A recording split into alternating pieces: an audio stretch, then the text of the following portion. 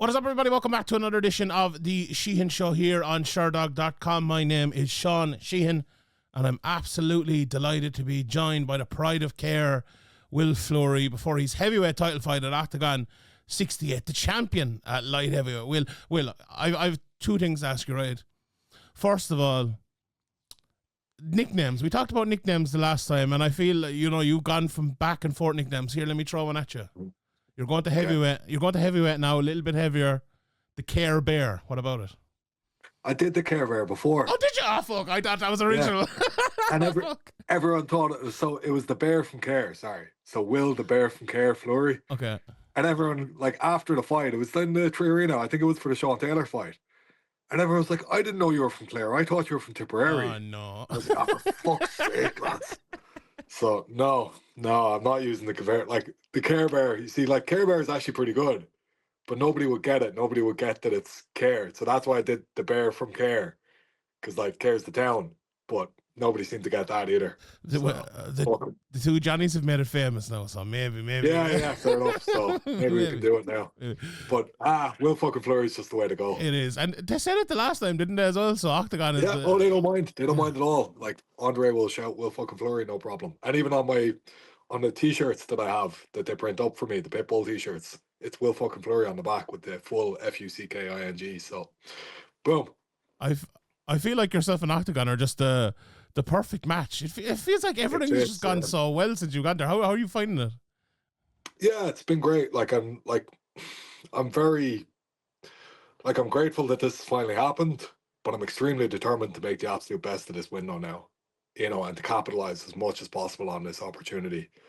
So like, even after the Carlos fight, like, people were like, oh, it must be amazing, and it's like, no, I'm just back in camp for another big fight. Like, so like, it feels exactly the same. It kind of nearly feels very casual in a way. Like, maybe casual is the wrong word, but it feels quite routine. And that's the level I've built to, where it's like, yeah, sure, of course you're fighting for a double belt. That's who you are. That's what you're like. This is where you're at now. Is like, it's one of those things, because like, I remember talking to you, and you mentioned the Tree Arena there, across the road from it, after a couple of maybe UAE Warriors fights, and there was talk of you going to the UFC at the moment, and like, you're broken thumb at the time, and you're very frustrated, and like, oh, it's not happening, and like, obviously the PFL situation went the way it went, and I was doing actually the preview for the card yesterday, and I was going through your record, and I was like, it's funny that like you've had so many different stages of your career, and like you come to a stage where you're like in your mid-30s, and you're like, for a lot of lads, they wouldn't get what you've gotten over the last couple of years. Like, I wanted to have you kind of sat back and realized, like, Jesus, I've gotten a thing that a lot of lads strive for, a lot of lads don't manage to get to. Like, is that something you're kind of grateful for, going into, I suppose, the tail end of your career? Big time. Like, this opportunity came exactly when I needed it, and it was exactly the right thing to come. Like, now, look, I was at that level for a long time, struggling, trying, like, feeling like I was doing my absolute best to be the best fighter I could be, and that I was a good guy promotionally. I would do whatever work he needed me to promote the fight. But I felt like nobody was capitalizing on that opportunity, what I was. And thankfully, like, I always thought, like, wow, these guys are doing a great job promoting the fights. Even when I went over with Paul Byrne to Prague years ago in 2017, I was like, wow, these guys are really professional. But it, like, obviously the PFL felt like a real opportunity, and then it went the way it did. Like, and that was all quite disappointing, and I kind of felt like I might not get another chance. So when this came, I was so grateful to have the opportunity to come and still make a career out of this thing. And then to still make a career out of it felt like the end goal, and like the opportunity to fight in a stadium or do something to it. But the way all of that has actually happened and panned out, like, there's a lot of effort gone in. But I have to acknowledge there's been a bit of luck too. Like your man Pirate getting injured, and me being able to capitalize on that and get the Formola fight based off of that. Just the way a couple of things worked out. It was actually Pavel Langer who like really put his foot down and wanted to fight in the stadium in Frankfurt. We were originally booked for Oberhausen in Germany which was in September. There was the card before that. So all of those special experiences happened kind of like, obviously I'm a good enough fighter to be there and to put myself in those positions. but they kind of worked out that way. Now, the Carlos thing I had a lot more to do with. I really pushed for that, and I made that whole thing happen a lot more. But in a way, I've been trying a hell of a lot over the years, and I've been trying to make things happen in the past, and they never really worked out. Whereas this, like last year, 2024, everything just worked out beautifully. And yeah, grateful, but very determined to keep it going that way. Well, I just wanted to take a step back before we take a step forward for a second. I listened, you were on Off the Ball a couple of times over the last 6 months, maybe, and I was watching the first interview live, and fuck. Yeah. Yeah. Like, no, to be fair, I was listening to it. I was like, Jesus Christ, they're giving them enough time. Now, to be fair, I've interviewed you and I asked you all those questions as well. So it's not like, it's different though. Like, yeah, it feels less like you're being judged when it's an MMA journalist or something. And look, also, I felt like the question about what did you think of the consequences if you'd killed somebody was a very disingenuous question to ask. Because, man, the guy I was fighting was also on steroids. Did he think about, like, look, there's a level of acceptance of what this is, and, like, it's consensual combat with two guys who are obviously, like, it's not the most savory thing in the world, but at the same time, come here, did you look into this situation at all? Because when you understand what this actually is, like, it might not be your idea of fair, but it seems quite fair to me. Yeah, I understand asking those questions, and as I said, I've done it myself as well, and like, we spoke about it, and you were kind of, I suppose, at the time worried about what the reaction would be around Ireland. And I wonder, was it a good reaction or a bad reaction after that? Because, like, I feel like a lot of people are not open about it, are not honest about it. And, like, you were extremely open in that, like, while it was almost an attack for a half an hour, like, and you didn't flinch in any way, and you even came back on, and I suppose it was more about the fighting stuff the next time, which is a credit to them as well as yourself for being willing to do that. But was there any reaction after that? Obviously, you're hitting kind of the a big place there in Ireland, a big media outlet. Yeah, it was a little bit strange the way it all happened, because I got a text the night before from Scott, who organized the media stuff for Oktagon, and my initial reaction was like, man, they're only going to want to talk about the steroids. But apparently they actually didn't know about that at that point in time. Oh, shit. So I was like, well, okay, if they want, like, if they're not, like, we can address it, obviously, but if they're not massively up for going into it, great. Like, and we can talk a little bit about my career, and that'll be grand. But obviously then, as soon as I got on the air, I was like, whoa, oh no, that's literally all they want to talk about. They don't care about the fight at all. Like, so it was tough to deal with that. But also, man, that's the reality of what this is. And, like, that's my life, and I've led it that way. So if you're not happy with that, you need to be somebody else. And I've done those things, and this is who I am, and this is what I'm about. And like you said, I didn't step back, because ultimately I've made those decisions. This is who I am. I'm proud of that. Like, I'm not proud of everything, but I'm proud of who I am overall. And I'm not going to shirk away from it. And let's address the reality of this. And if you're uncomfortable addressing the reality, well, that's the problem. Like, and I feel like that's actually the real problem. It's like, no, I'm willing to be open, and I'm willing to be honest. And we could talk about this, and we could sit down and have a good old chat out. And, like, you can look at what I've done and say, yeah, it's wrong. Or, grand, fair enough if you think of it. But, like, ultimately, you're going into this situation where everybody else is on fucking steroids. So, like, is it, like, what is fair? Like, fairness doesn't really exist in my eyes either. Like, this whole concept of fair, you're only doing yourself a disservice by buying into it too much in any way. And, like, in life in general, I think, to expect things to be even in anything. And look, within sport, we should try to make things as even as possible. And I agree, like, man, if testing was incredible and worked for everybody, amazing. Let's do it. 100%. I'm fully behind that, genuinely. I mean that from the bottom of my heart. But that was not the situation I entered into a lot of times before I ever got on anything. So, like, go and have a good look at my career and do the research and see, and tell me I'm a cunt afterwards, So, like, and anyway, sorry. Yeah, you're asking a slightly different question, were you? No, that's okay. But, like, it's funny because I watched that interview, and the next thing that came up was a GA podcast, and they're talking about how whatever team it was are in such great shape this year, and they're bursting out of their jerseys. And I was like, I wonder how these amateur people who protein's just changed these days, Yeah, look, they had protein 20 years ago, but nobody was anywhere near as jacked. So.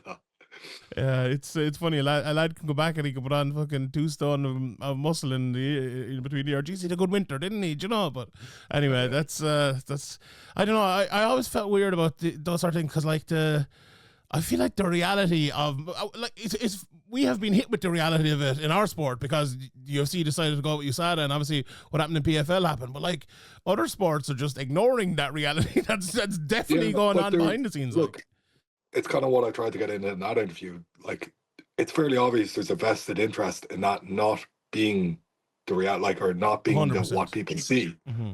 Whereas in MMA, you're the individual. So, like, you know, it's that guy got caught, not the team. You're not associated with anything. So, like, the commission that tests you aren't in any way put out by the fact that you've tested. They actually get money from that. So it's in their interest to get you. Whereas, like, if you're Manchester United or you're whatever, or you're like, you know, the Baltimore Ravens or whoever else, it's not in your interest to catch anybody. And it's not in the league's interest because all the teams actually pay the league. It's a slightly different situation. So they're all together financially. Whereas we're individual financially, you know. Me getting fined hurts me. Doesn't hurt the team. I don't have a contract with anybody else where, like, they'll get screwed if I get screwed. Nobody else loses money. It's just me. And they actually make the few quid. So, like, it's in their interest to get you. So, like, doesn't hurt anyone, only yourself. Whereas in a lot of other situations, financially, everybody is invested in you. Mm-hmm. And, like, in terms of sponsorship, sure, the sport can still get sponsored. Actually, they increase their sponsorship by catching you. So, like, people just look at it financially. Like, you see the outside. It's like cycling.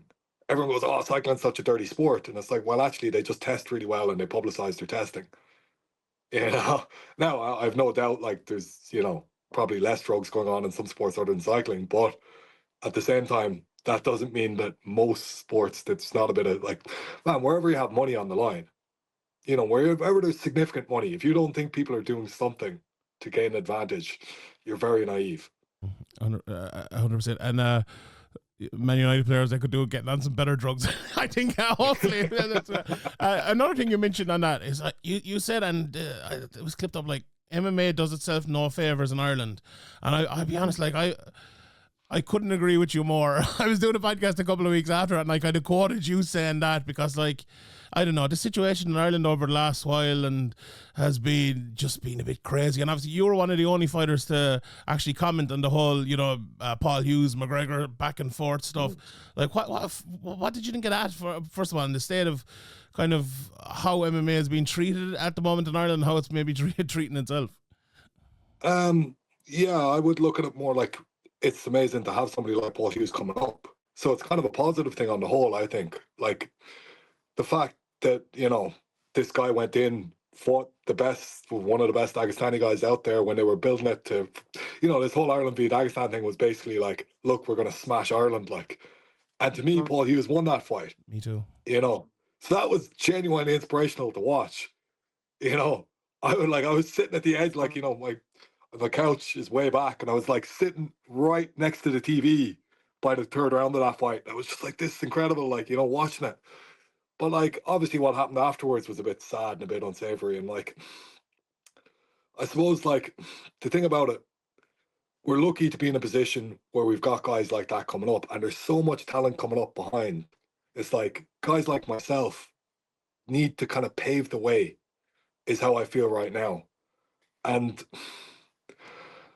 we haven't had great examples in Irish MMA. And I feel an onus to, like, look, I've been fucking caught for steroids. Like, I'm not some fucking whiter than white knight kind of guy coming in being like, oh, you know, I'm a bastion of morality here. But at the same time, like, I feel like I'm doing my best to represent the sport decently, to be what this thing is. And, like, we do have a great community in this sport. We do, like, you meet like, say this morning, I'm sparring with Carl Moore, Brian Draper, right? Last week, Brian's mom came in and recorded the spar for us. I've never met the woman before, lovely woman. It's a really wholesome, like, it's a great experience. You know what I mean? And we're having a great, like, laugh with her after. And, like, those are the kind of relationships and the people this sport is built on, you know? And, like, getting to interact with people like that in a positive way on a daily basis, that's what makes this whole thing worthwhile, right? We have so much of that in this country, but it gets highlighted so little. And what everybody's paying attention to is, like, some asshole going and buying a Gucci suit or some bullshit that nobody actually gives that much of a fuck about, right?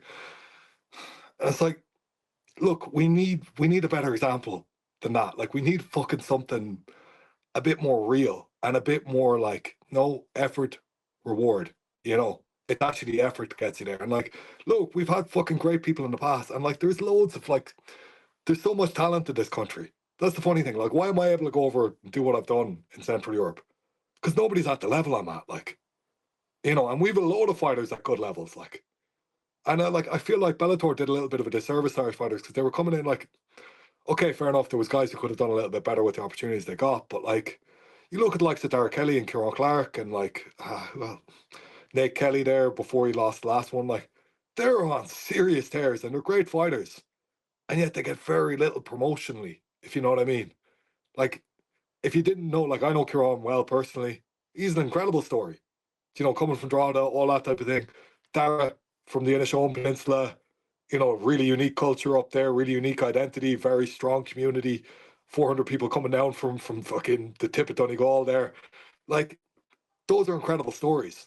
I feel like Bellator could have done a way better job highlighting that, but also like we do have a great culture of around the sport in this country, and I think there's an opportunity for somebody to come in and capitalize on that. And like your original question, I suppose, was a bit like, yeah, we're not doing ourselves any favors, and no, we're not. But like, there's a lot of really good people involved in the sport, and that was kind of what I was trying to get across in that interview with Off the Ball. Is like, God, there's so much potential for this to be really welcomed and incredibly big in this country. And it was for one stage. And it's still, all those characters are still there. Like, look at how many great people, like, you know, like the sport has such a, you know, framework and a structure of really solid people. I look at the likes of Kieran Davern down in Tullamore there and like what he's doing with the community down there. And like, it's genuinely inspiring. Like, Kieran's a mate of mine. But at the same time, I'll go down there and I'm like actually blown away by like the dedication to the young lads around them, the, you know, the ethos in that gym, how nice everybody is down there, just the level of respect, the culture they've created. And it's all based off like, you know, he trained up here for a couple of years, he got that thing and he was like, I can create this thing down there. And I guarantee you there's young lads who like have stayed away from drugs, have not committed suicide because of something like that. That's real. Like, you know, and okay, yeah, you're guessing a little bit, but like, you know, you can feel it down there. There's a community, there's a you know, an identity. People have their tribe down there. That's a real thing. And that's powerful. And that's huge for society. That's what society is based on, right? Like, I'm not saying MMA is completely positive, but it does provide that thing. And that never gets highlighted. And like, yeah, okay, look, we've had some shit that's not been great. But the sport is doing some very powerful things in this country. Like any sport, like boxing, like a lot of other things, right? But yeah, there's more unsavory shit with MMA too. Like, look, me with the positive doping test, Connor with some of the crap that's gone on recently. It's not good, but at the same time, it's not the sport. The sport is something better than that. And like, sorry, the people involved in the sport by and large are something better than that. I couldn't agree more with that. And I think that's like when the sport does itself no favors, it's those people you talk about who, you know, bear the brunt of it without deserving. Like, even, like I love going to events and like seeing people, like even, you know, James Gallagher's fighting his mum and dad around there, like lovely people, like, and you'd have a chat with them, or like, you know, the coaches, or like people that come up to you, and you know, even like yourself and other people, like doing interviews. It's really open. Like, I'm not taking the shots at any other countries, but like I don't think it's as easy for, you know, for the interaction between myself and your people like yourself and fighters to actually like get people's story out there and stuff. So Ireland, like, and as well, like I 100% agree with you. We get too much flack. Even the whole Ireland versus Dagestan thing. The fact that Ireland's even in that conversation, considering the amount of sports and the amount of participation from people like your age down to the age of, you know, 18, 19, when you should be maybe starting MMA or even earlier as a, I suppose, a professional or amateur sport, is crazy. Like, and it's crazy that we do so well in MMA. But look, we could have a 5-hour conversation, I suppose, about. I'll say one thing though. I'll add to that a little bit. Like, I think we've a beautiful culture as regards effort and fighting and like giving things a go. Because I see a lot of like the Central European lads, and it's very much like you have to be the king to go and do these things. Whereas I was never fed with that attitude. And like, look, you know, part of that is SPG and all that, but like, I think part of that is just Irish culture of like, nah, just like do your technique, show up, be good at what you do, and give it a good go, and be honest with yourself and have a go. And look, my parents probably kind of raised me that way a little bit of like, sure, of course you can. Why couldn't you? You know, if you give something enough effort and like give it a bit of go, yeah, you'll have well, as long as you did your absolute best, be proud of what you've done. And I feel like we're better at embracing that as a culture than most countries. And even supporting somebody who just gives it effort. Like, this is one thing that's really cool about Ireland that I feel like we're kind of losing, like in danger of losing a little bit. If somebody fucking tries their best and loses, I never had a problem. Like, you know, our rugby team or our, like when they were shite, we still supported them. Our soccer team, they're not great at the moment, but fuck, every time they play, I'll watch and I'll give it the absolute sock supporting the guys, like, because they're giving it a go. And as long as they're actually putting the effort in, you respect that. You like, it's not this glorious failure thing, but it is like, it's better than not fucking trying, isn't it? You know? 100%. And I think that's a really nice thing. Like, I think that's why Irish MMA can do really well, because a lot of guys are paralyzed by fear, and that's less of a thing in our culture than it is in a lot of cultures. That's a great point. So you just had a bit of dinner there before we started. What's the dinner like? What's the dinner like for a heavyweight? What is it? 8 days, 9 days after the fight? Yeah, so there's 0 calorie restriction going on right now, so it's grand.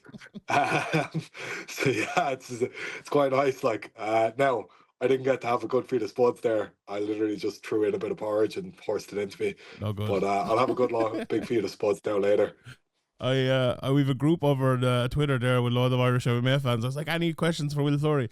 And everything was spud related. Like, how often do you eat spuds? Is spud, like, I know it's kind of a running joke now and stuff, but like, is it especially going up to heavyweight? Is spuds like a daily thing? It must be, is it? Yeah. No, I probably eat about on average about 2 kilos of spuds a day. How much of that seems like an awful lot. But like, they're not as calorie dense as you'd think. So like 800 grams of potatoes is only about 600 calories. So like, I'm eating about 4,000 or 5,000 calories a day now because I'm trying to be big and move around a lot and stuff. So like, if I have, generally speaking, if I'm having a portion, I'll have 800 grams of potatoes, and I'll do that 2 or 3 times a day. So yeah, it's on average about 2 kilos a day. So what? Obviously, you're a middleweight and you went up to light heavyweight. What weight were you? Let's say your heaviest in your preparation to light heavyweight before you did a weight cut, and what weight are you hoping to come in at for heavyweight? Or maybe you don't want to tell me that, but if you do, please. No, it doesn't matter at all. Sure, it's going to be next week. I'm stepping on the scales. So I didn't massively try and gain weight since I've had this heavyweight fight, but the heaviest I was at when I was going to be cutting back down to light heavy, which I will be again, was about 108 at one stage. Now that was kind of I just peaked up for a couple of weeks. What's that in pounds now?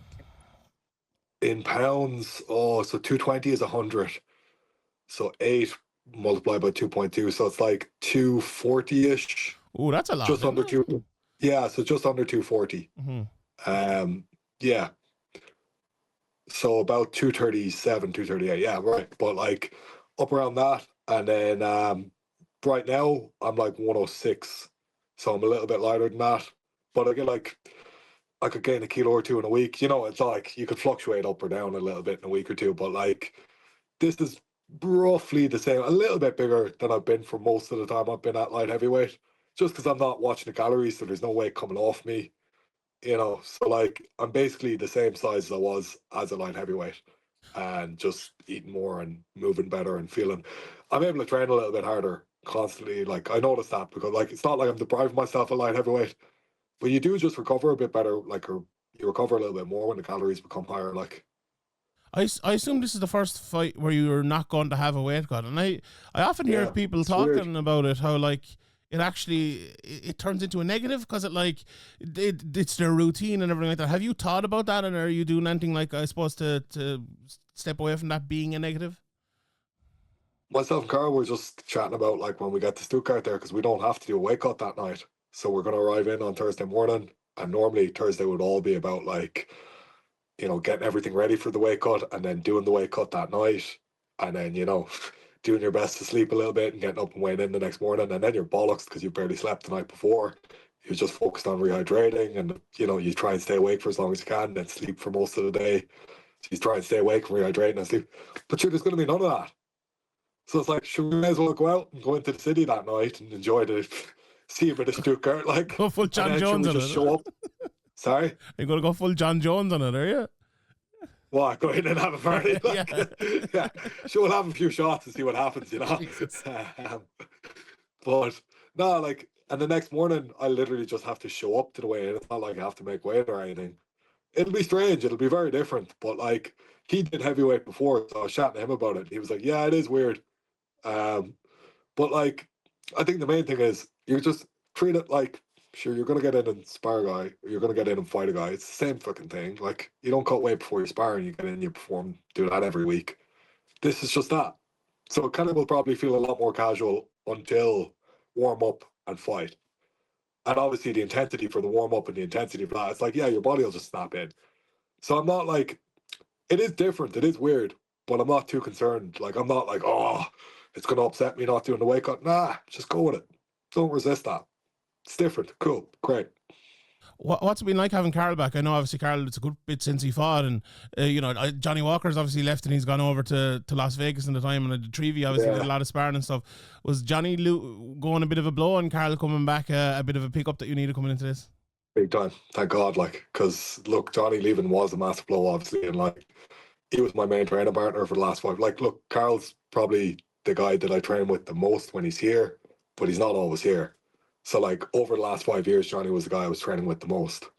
And when he left, it was, yeah, like, he was talking about, come on out, like, because he was at that stage preparing to fight Bogdan, which was a weird one because they're actually really close. And, like, when I was in Vegas the last time, Johnny came over to corner Walter, and it was Bogdan and Johnny cornering Walter. So, like, it was a weird dynamic because we were all kind of hanging around together that week, and then it's like, oh, the two of them are actually going to fight each other now, even though they're very close with each other.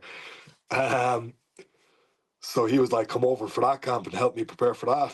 And I was going to, but then Carl came back at the right time, and then Johnny was actually back in Ireland for a week in between that, and then he got injured as well, so it all kind of, I didn't end up going over.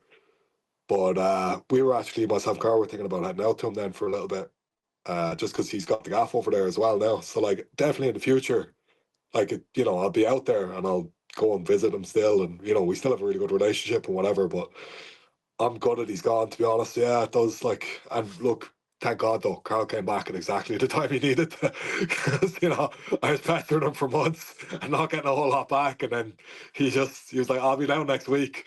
I was like, yeah, we'll see now. And then thank God he was down next week. So not so bad. Let's talk about Lazar Todev, because watching him, he's a good fighter. He's a tricky guy. He's not your usual heavyweight, is he? He moves very well and he hits very hard. What were your initial thoughts on him? Did you know much about him beforehand, and what were your initial thoughts when you started watching tape on him?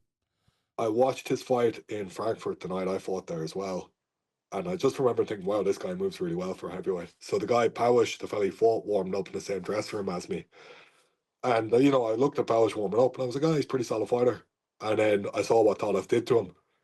I was like, whoa, that guy's good for a heavyweight. Like, he moves really well. I was just like, I was actually watching it, there was like an athletics track around it, the stadium, like, and we were kind of watching it from that, me and Dara.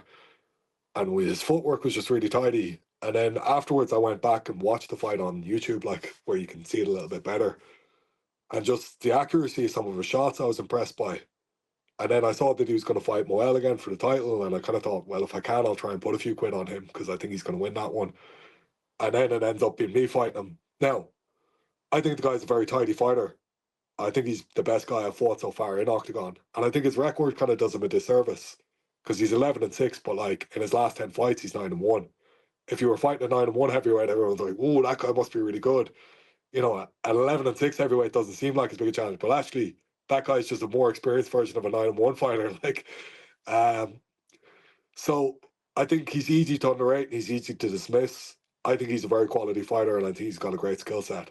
At the same time, there's a lot of things we haven't seen him exposed to, and I'm very good at doing a lot of those things. So, like, he's never been consistently put, like, under pressure with good footwork. So the guys who, like, have tried to chase him, they've kind of plodded into chasing him. There's very few guys as mobile as me that have tried to, like, track him. And, like, he loves to, like, engage and disengage and give himself some space and time. If a guy with good footwork is stopping him from disengaging, what is his reaction? And then we haven't seen him taken down. Like, there's no real evidence of what he's like off his back. I can see that he's done a good bit of jiu-jitsu training, but what's his level like? We'll find out. Like, I'm very, like, I think it has the potential to be a real classic fight if he's actually skilled in those areas and can prevent some of those things. I know how determined I am to like become this double champ and not be stopped and continue this wave of momentum that I've created. But at the same time, I respect that this guy is going to be a legit challenge. I think it's the hardest fight out there for me within Oktagon at the moment. I agree. He's very good. Like, so I can imagine him causing fits for other heavyweights the way he fights. But do you think it's an advantage for you, the fact that you've obviously fought at middleweight and light heavyweight? Like, if you think of him versus like Norbert Navinyi, like, you know, not a massively dissimilar style in the way they strike at times, the rest, and obviously a little bit different. But like, you have fought guys who can do what he does, but most heavyweights would never fight guys like, you know, guys who can do what he does. Do you think that's an advantage for you, having that experience already, you know, at the lighter weight classes? Yeah, massively. And like, look, he's had a massive speed advantage over most of the lads he's fought so far. I will be a good bit quicker than him. Like I said this when I moved up, and like I was kind of surprised by it as well. But like I got a lot faster when I went to light heavyweight. Even like you know, I do pads with Davy Jones twice a week, and Davy is always just like, God, you're so quick for a big guy. He's like, you're faster than the flyweights, you know. And like I look, you know, I feel like myself some of the time these days. It's like, God, the guys that I'm sparring with, like I nearly have to like try to kind of relax a bit and just, you know, not like guys up. Like I'm very dangerous on my feet at the moment, and I'm accurate, I'm powerful, and I have that little bit of a sense of when I can catch a good shot. You know, I'm like, it's easy to say these things, but it's go in and do it. Like go in and show it. Like, and I'm excited about getting the opportunity to go in and show that, especially against somebody at the level that Todev is at. And I hope, like, yeah, again, like you can't dictate what anybody else feels, but like. I hope people respect the skill set that he has. So when I do go in and smash him, I hope people are like, wow, that guy was a legit fighter and you picked him apart really well. How is it like when you're fighting a guy like that? Let's say, look, I would guess the game plan would be to kind of push the pace and be faster, maybe take him down, like that, as you kind of alluded to there a second ago. But like, one of the first questions I was going to ask you, and maybe it's one of the last ones here, but like, what's your style now? Because like, it feels like. Before you were like very heavy on the wrestling. Then was it the Sullivan fight? It was like five rounds of just striking, out striking him. And then Vamola, there was a lot of wrestling again. Like, and I understand your style as a well-rounded mixed martial artist, but I feel like a lot in modern MMA, people go into a fight and they're like, right, this is the style I'm gonna fight. And I'm not going to change it up no matter what happens. You don't seem like that to me. Is that would that be fair to say? And like, no, winning is the end goal. Like yeah. Always, like, you know, I think if you're too stuck in one way, you know, it's kind of like the Bruce Lee thing, be like water. And I think it's a much more raw bastard version of that attitude of like, you adapt to whatever way you need to win this fight. I'm like, look, I can wrestle, I can do jiu-jitsu. Like, you know, if he decides to wrestle with me and I end up on my back, great, I'm well versed here. Let's play from this position. I've spent years trying to submit guys in these situations, so let's go. I'm happy to be here. I'm just going to capitalize on the opportunity you're presenting me. So I feel like that in nearly every aspect of fight. I still have things that I want to work on. You know, even like there are certain situations where it's like, I need to get a better skill set there. You know, if a guy continuously puts me here in a fight, what's my, you know, where's the answer? What am I looking to do from that place? But the vast majority of situations that I'm in, anywhere the fight goes, I feel like, yeah, I'm actually really well versed here and I could be a legitimate threat here. So like, look, you know, like Carlos just tried to smother me a lot. Like, so he was looking for that takedown, and in those situations, it's kind of quite hard to damage people where like they're stuck to you on the fence. So I was landing little pepper and shots and whatever, but like as soon as we got a little bit of range and I could throw my hands a bit, I think I showed, look, yeah, I've got quite good striking and I can do a lot of damage. Um, some of the half guard situations, like I was consciously being a little bit lazy there because like he was locking me down in a half guard, like he was putting me in that lockdown from half guard and he was squeezing his legs. I was just like, that's grand, mate. You do that, but you're not going to last 5 rounds. You know, as in, like, when I get my chance, I'll kill you. But in fairness, when I got my chance, I did hit him. He stayed going. He was good. But, like, I was really looking at, like, the object there was to damage him on the feet and finish him on the feet, you know? So I wasn't going to waste too much energy trying to ground and pound him or trying to hit him. And, like, he was doing a decent job, and he's that kind of small frame that it's hard to get in on that guy. Yeah, look, I don't know. Sorry, the question was kind of different. I don't know what you would call me, like a striker or a grappler or whatever. I like winning fights and I'm good at winning. Like, you know, I can knock people out. Like, I go down my box with, like, you know, proper pro heavyweight boxers Like, I always do quite well, and everyone's kind of surprised. Um, but I think like I've been doing this thing for a long time, man, and I've developed a skill set, and like it probably looks a lot more aesthetic these days. And again, there was things that I felt like I was good at 5, 6 years ago that when I look back, it's like, man, you weren't that good at that, and you have to be real with yourself and acknowledge that. But I could still do really well against a lot of people back then. That was the mad thing. Like I could still beat up a lot of guys in sparring and do, guys who would have been expected to be at a much higher level than I was at. These days, man, it's been a long time since I've lost a round. Um, and I kind of feel like I want to see how that far, like how far I can take that. And that's why I'm so determined to like go out and show the level I'm at now, because I've done the work to be at this level. And maybe I don't talk my like, okay, look, I'm obviously confident, but like maybe I should talk a little bit more shit about it. Maybe I should say like who the fuck out there can beat me, or like I'm definitely the best fighter in the country, I'm definitely the best fighter on the island, all that sort of shit. Maybe I should be saying that sort of stuff more, but like I don't know, I'm very proud of who I am and what I've done. And I want to continue to do that and leave as big of a legacy as I can and be as proud of that as I can when I'm finished with this. Next week's a big opportunity to go and do that and be, to show, hey, I'm at this level. I'm damn good, like heavyweight, light heavyweight, whatever. Maybe I'll go back, make middleweight, and be a triple champ. Or there's options to do a lot of special things. I look at like some of the crowds that they're getting and some of the audiences that are involved in this thing, and I'm like, no matter what, I'll get the opportunity to go and do special things as long as I keep going in there and performing. So Oktagon Simple Stadium. Let's get it done. See, the thing is, man, they can sell out like 60,000 in Germany, and they can sell like even the arena, like it's a Bulgarian. Now your man's based in Dusseldorf, but an Irish guy and a Bulgarian guy are fighting each other in Stuttgart next week, and the show is sold out. That's pretty incredible when you think about it. Like, like that's an arena sold out with myself and a Bulgarian lad at the top of the card. Fair play to them. They're doing a great job. Like, brilliant. Obviously, look, I'm a high level fighter and I'm selling it as much as I can, but like, I have to acknowledge they're a huge part of that. The other side of it, though, is like, you go in and you show the level you're at, like I have with Langer, like I did with Formola, like I did even with Skvor, because I was with a broken hand. To be honest, that's the fight I'm actually most proud of out of all of those performances, because like, I was not confident going, like, not that I wasn't confident, I knew I could beat the guy, but there's an anxiety around showing up with not knowing how you're going to be able to close your fist, or not knowing how you can grab something, or not knowing any of that. So like, to go in and perform under those circumstances, I was proud of the balls that I showed in that fight. Like, but sorry, yeah, I'm proud. Like, I think they're doing an amazing job, and I'm proud of the fact that like myself and a Bulgarian can headline a card in Germany is pretty class. Like, well, I'm looking forward to it. Can't wait. Great to see you up at heavyweight. Getting down to middleweight, I think might be a bit of an issue after all this funds. But it's weird, man. Can you when do you it? gain so much weight, it's actually much easier to lose weight. Like, so, like what I found now is if I don't eat a fuckload, the weight just falls off me quite quickly. And because I'm training and I'm moving and I'm doing a lot, like I nearly feel like I have to constantly overeat to maintain any level of size that I have. Like, so I don't know. Again, look, I need an incentive to go and do that. I'm not pushed to go and do it. Like, I like being heavyweight. It's grand. The next weight cut for light heavy, even I'm like, grand, I'll do it. But like, if I could fight it heavy again, it'd be easier. Like, but if there's a real incentive to go down to middleweight, if they're offering a straight title shot, or even for the game changer, I was willing to go and do that because it would change things financially. So I'm very like, yeah, whatever opportunity presents itself, if it requires a bit of discipline and a bit of like, yeah, you're going to have to commit to do this, don't worry, there's no lack of discipline, there's no lack of commitment. I can go and do those things.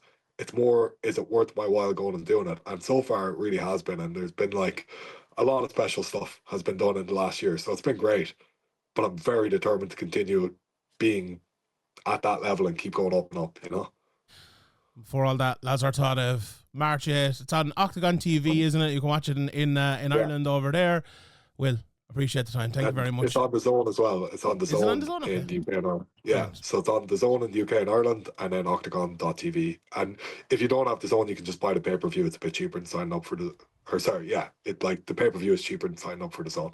Beautiful. Well, thank you very much for your time. Really appreciate it. Thanks very much. Nice shot.